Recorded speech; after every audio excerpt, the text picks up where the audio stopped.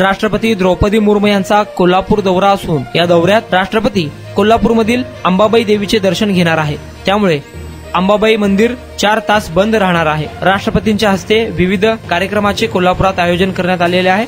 त्या अंतर्गतच कोल्हापुरात आल्यानंतर राष्ट्रपती अंबाबाई देवीचे दर्शन घेणार आहे।